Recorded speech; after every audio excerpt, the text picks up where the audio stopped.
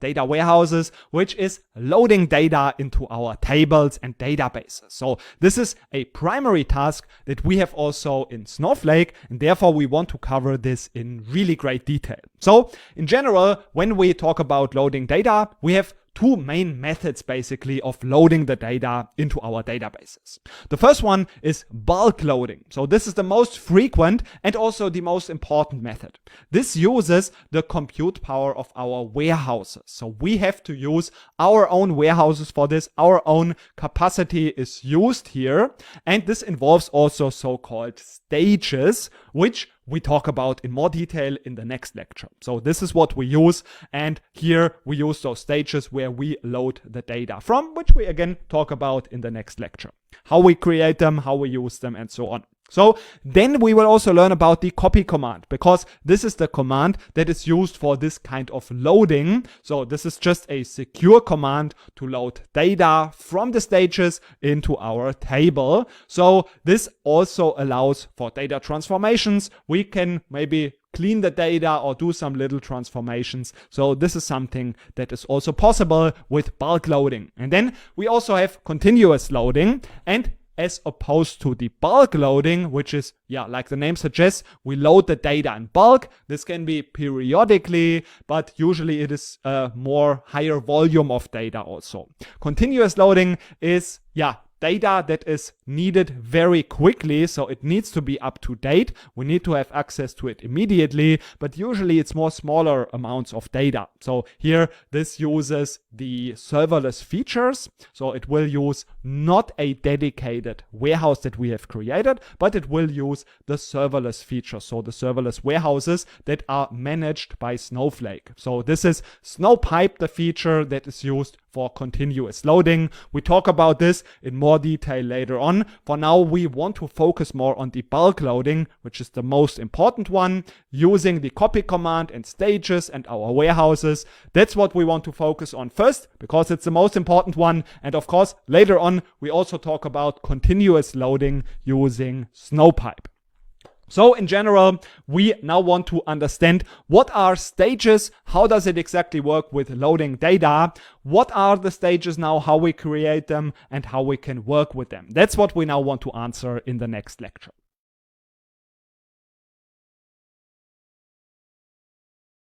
When we want to load data into Snowflake using the copy method, which is the most frequent method, we need to know about stages. So before we can dive into practice, let's briefly understand what are actually those stages. First of all, I want to say that those stages are not to be confused with the staging area, or sometimes also called stages, in the general concept of a data warehouse. So the stage as a general concept in the field of data warehousing, usually it's called staging, is not to confuse with this object in Snowflake. So the stage is basically an object in Snowflake. This is something that we create, and this is basically the location of the data files where the data can be loaded from. So here, the stage object that we create basically contains the location from where we load the data. This can be, for example, an AWS bucket, and in this stage object, we just store the location. So this database object called stage has properties associated to it, and one of those properties is, for example, the location. There can be also other properties like the credentials, so access to this location, so that we can easily load the data from this external location. So this is basically a database object with different properties, and we use it to load data. Basically, in some way, you can think of it as the location of the data and all of the located or the associated properties of the location, so that we can load the data from there. So this is what we are using this for. And here we have two types of stages. The most common type of stage is the external stage. So this is referring to the location, such as, for example, an AWS S3 bucket or Google Cloud Storage or an Azure Blob Storage. So all of those external cloud providers where we store data. This is the most frequent type of a stage in Snowflake.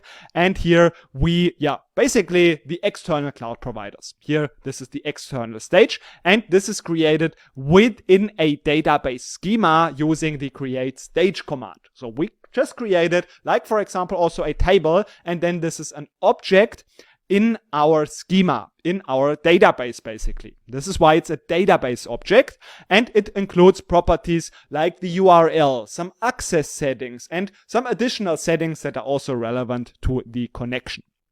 In regards to the cost, we have to consider that if the external stage is in a different region or a different platform, that the one that is selected for our account, for example, let's say we have an AWS account selected for the Snowflake account. So we use the cloud provider AWS, and we have maybe the region US East. And then we have now a stage that is associated, or that is for a different region or a different cloud provider. Then this can occur additional data transfer costs because we load data from or to another location. So here this can occur, of course, then data transfer costs either in the cloud provider or also in our account. So depending on where we want to get the data out. So this is something that we have to just keep in mind, that there can be additional data transfer cost. For example, if you use an Azure account and you want to load the data from there, then of course you don't pay any incoming data in Snowflake, but you always pay for the outgoing data. So data that is transferred out of your account. So maybe in your Azure account, you have to consider that there might be additional cost associated with that.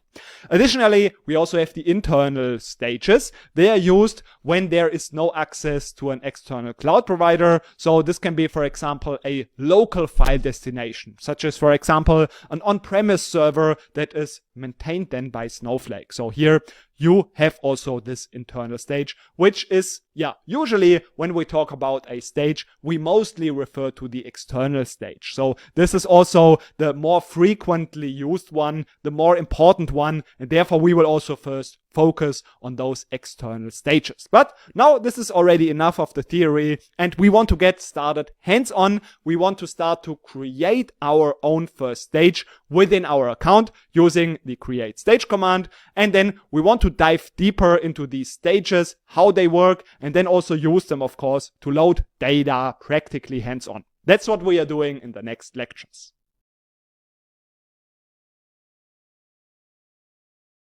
Now let's have a look at how we can use stages in practice. This is a very important concept because it in some way lays the foundation of loading data from an external source, like an external cloud provider. So therefore we want to see how this works. To do this, we want to now create a new worksheet. So we can just go back to the home menu, go to worksheets, and then just create a new SQL worksheet. When you are already in the worksheet section, you could also just create a new worksheet by clicking here on this plus icon. And then we can also rename this. So here we can either double click in it, or we can also just click on these three dots and then say rename. So here we want to say, for example, create stage, so that we can reuse this, and we can also move it into this first folder. So we can click on these three dots, and then we could say move into first folder. So now in the resources, you can also find all of the commands that we are going to execute here and that we are going to have a look at. So before we dive into the stages, we want to create and set up a database. We call it ManageDB. This is also in some way a best practice so that we can store all of the administrative objects, like for example stages, in a dedicated database. So therefore, we will first execute this. So you can see here, we manage here in this database the stage object, file format objects, what we are also going to talk about in a bit. So therefore, let's highlight this, execute it, and we will have our database created. So here you might want to refresh, and then this database should appear. Of course, now it's empty apart from, of course, the default schemas that are there. And we now want to set up our stage as we have said. So the command for this is, before we do this, here create or replace stage. But we can also, if we want to organize this a little bit better, also create schemas. So here a schema for our stages. So like this, we can further organize and break down our database. So let's also execute this. And then we see this should also be available after we refresh. And then we want to go ahead and create our stage. So again, the stage contains all of the necessary information to load data from an external source. So this could be, for example, as we can see in here, the location. So in our case, it is an S3 bucket. So therefore we have the URL, but it can also be additional things like, of course, the access. In this case, it could be credentials. So when this is an S3 bucket, we can have an AWS key ID and an AWS secret key. So in this case, we want to go ahead and create this stage like this. So we just use create or replace stage, the fully qualified name of the stage, so of the object. We have this called AWS stage. That's what we choose as a name for our stage. And then just the schema and the database. So let's select it, execute it, and then we will see that in this schema we have now this stage. So you can see it's broken down into stages. We can select it, and here you can see also some information. So here the cloud is AWS, the region, and so on, because this is actually a bucket that actually exists. So here this could be recognized already. And now, of course, when we have created a stage, we see in a second how we load, of course, the data from the stage as well. But first of all, we can have a closer look at the stage. So for this, we can use the describe command. So I execute this, and then we can see now how this stage object looks like. So let's have a closer look at this. We can see we have here different types of properties. For example, the data type. In here, we have, this is the default value, a CSV file. And then how is the file delimited? So here the records, how are the records delimited and how are the fields delimited? So these are default values because we have not specified them. And in this case, if we scroll down, we can also see additional things like the encoding and also, lots of properties that actually most of them we are also going to talk about later on. And also we should see here the location. So if we have a closer look at this, we can see that there is also the stage location, so the URL. And in this case, it is our S3 bucket. And then we have also the AWS key ID. So this is just basically the credentials. Actually, it's not a best practice to store the credentials right into our stage. So it would be better to create a so-called storage integration object. So that's a different object. And we talk about this also later on. So this is just a best practice, but it is of course possible to store the credentials here. And for now, this is what we are going to do before we later on talk about the, a little bit more secure way as well. All right, so we have now created and had a look at our stage object. And if we would want to change it, we could also use the alter command. So you can see here, since we use currently the context of ManageDB external stages, we don't need to use this fully qualified stage name, but we can just use this name like this without database and schema. And if we would want to alter it, we just use alter, and then we say set. We use the property that we want to change, and then we can set it to new values. So in this case, we could, for example, change it to this one, and this could be also changed to this so that it would be different. So for now it's this, but we could also say we want to change it. We execute it with Control Enter. We describe it again, and then the values should be different. So now we should have different values. In this case, we can see it has been also indeed changed.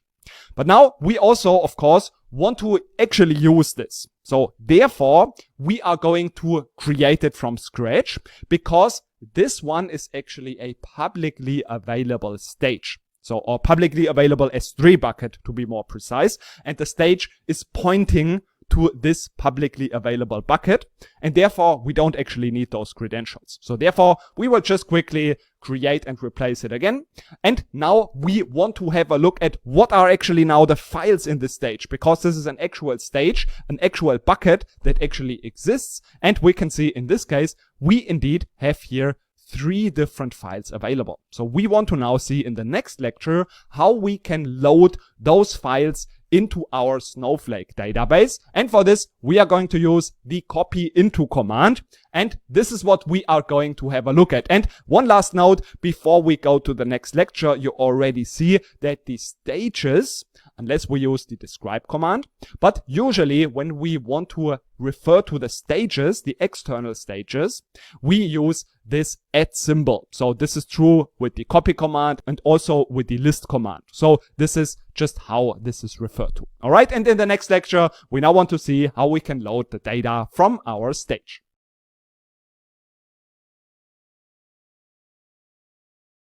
After we have now successfully created our stage and we've seen that there are 3 files in this stage, we want to go ahead and copy the data. So we want to load it into Snowflake, and we do this using the very important copy command. So again, we can download all of the commands from the resources in this lecture. And in this case, what we want to do is we want to load this loan payments data. So this is just basically a CSV file that contains some order data. So we have the profit amount, quantity, category, and so on. And we want to load this into our database. And therefore, first of all, we should make sure that there's a table that can actually hold this data in Snowflake. So we do this just using the create table command. So we create this orders table and we put this into our first DB database. So therefore, let's just first of all select this, we execute it, and the table should be created. So we should see the table should be there in the public schema. So if we expand it, we should be able to see now this table here. And of course, at the moment, this table should be empty. So if I now try to query from this, I should see that there is actually really no data in this table. And now we want to execute our first copy command. So let's first of all have a little bit of a look at the structure. This is just very simple. We say copy into, and then afterwards the table where we want to copy into. And then of course the source, where do we want to copy from? And of course we mention our stage. This is where we copy from. This contains the location and all of the additional information. And of course also external stages always are referred to with this @ symbol. And also we are using in this case not the fully qualified stage name because we have already selected this as part of our context. We could also mention it, so then it would look like this. This is also of course possible, and this is in our case not a difference at all. So after the copy command, we can also specify the file format. So this is also actually per default part of our stage object. When we describe it, we see these file format properties, but we can also in a given copy command override these properties. Or if we want to be sure that they are used, we can anyways just specify them so that we are sure everything is as we expect, and then those properties will be used. Additionally, we will also see this in a bit, we can also create this as a separate object. So this will be a file format object, and it can be also used in the same way, and we see how this works in a second. But for now, we just want to add those properties using just a copy command, and we specify it just right after it. Okay, so we have a CSV file, comma separated, and there is a header. So we say this is 1, which means this is true, and the header should be skipped, because in our case we see that there's a header, so we don't want to load this as data, therefore we set this to 1. All right, so now let's go ahead and just create or execute this command and see if we are able to load the data into our table. And indeed, we see this is not working, and we get an error message. So let's have a look at what this says. Number of columns in file 2 does not match that of the corresponding table. So if we have a look at our table, we can see the orders table has actually 6 columns. But now the file where we want to load has only 2 columns. So this is strange, and actually it's not surprising, because if we have a look at the external stage, so we list the files in this stage using the list command, this is something that we should do and check, we can see that there are actually 3 different files. And of course, Snowflake is trying to load all of them if we don't specify anything else. And this is where the error comes from. So therefore, in our case, we should execute this command with specifying which files exactly should be loaded. We can do this right in the copy command. After the file format, we specify files, and then in the parentheses and in the single quotes, we can mention the file names. We could also mention additional files. For example, we have maybe the sample data. This could be also added. But in our case, of course, we only want to load the orders detail. So this is what we actually want to load. All right. So now let's try this again using the files property to specify what we want to load. And indeed, we see all of the rows now have been loaded. This is what has been loaded. So we can see that's the file and we haven't seen any errors. So now if we have a look at the table, we should see that now there should be some data in this table. So if we execute it, we see indeed we have now successfully done or executed our first copy command and loaded our data. Additionally, we can not only specify one or multiple files, but we can also load it using a pattern. For example, with these asterisks, these are basically acting as a wildcard. So this would mean that any file that contains this order, so this pattern of characters, so we use this dot asterisk, and these are the wildcards. So in this case, we would load everything that contains order. And of course, if we list the files again, we should see that in our case, this should be also this same file. So we list it again, and we see this should be the only one that should be loaded here, because this is the only one that contains order. So therefore, if we would execute it like this, we would expect that there would be this file loaded again. But now we get this status message, which shows one important property or feature of the copy command, which is that Snowflake is actually collecting metadata about what files have already been loaded into a given table, and then it will skip those files. So it will not process them. We have some ways around of modifying this and enforcing that it will be anyways loaded again, but something again we look at later on. But per default, this is actually a smart behavior. So that's the default behavior. A file that has been already loaded into a table will not be loaded again. So if we would, of course, recreate this table, so we can just say we want to delete it, basically, we drop it, and then we create it again. So now it should be, of course, empty. And this is now a completely fresh table because we have completely recreated it. Now it should load this. So again, using dot asterisk as wildcards, we would now expect that also this one file would be loaded. And indeed, this is what has happened.